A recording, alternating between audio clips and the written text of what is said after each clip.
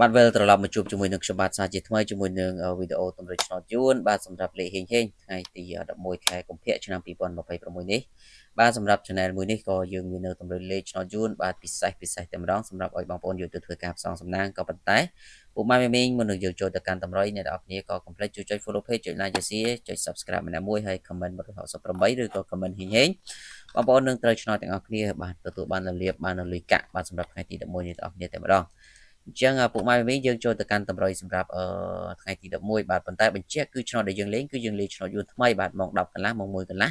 ហើយឆ្នោតយួនចាស់យើងលេងម៉ោង4កន្លះបាទគឺលេខហ្នឹងគឺយើងលេង3ម៉ោងហ្នឹងបាទបងប្អូនលេងទៅនឹងសំប្រកបទាំងអស់គ្នាតែម្ដងបាទអញ្ចឹងដោយគ្រាប់ទី1គឺបងប្អូនសូមធ្វើការបុកចិត្តគាត់បាទហើយគ្រាប់ទី2យើងលេង9គាត់គ្រាប់ទី3យើងលេង30គាត់បាទហើយចំណែកគ្រាប់ទី4យើងលេង44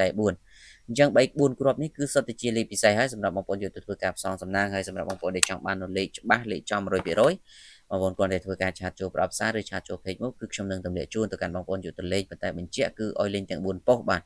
បើបងប្អូនលេងបានអាចធ្វើការឆាតចូល page មកសេវាវិញគឺត្រឹមតែ50000រៀលទេបាទឆ្នោតចេញចំ100%ទៅយកសេវាបើចេញត្រឡប់ឬក៏ចេញគុណស៊ីមលេខអីក៏យកអត់យកសេវាពីបងប្អូនទេទោះតែចេញចំបានអញ្ចឹងបងប្អូនកុំភ្លេចឆាតចូលសុំទាំងអស់គ្នាអរគុណលោកយាយតាបងប្អូនជូនពរសំណាងល្អត្រូវឆ្នោតទាំងអស់គ្នាបាទសូមគោរពលា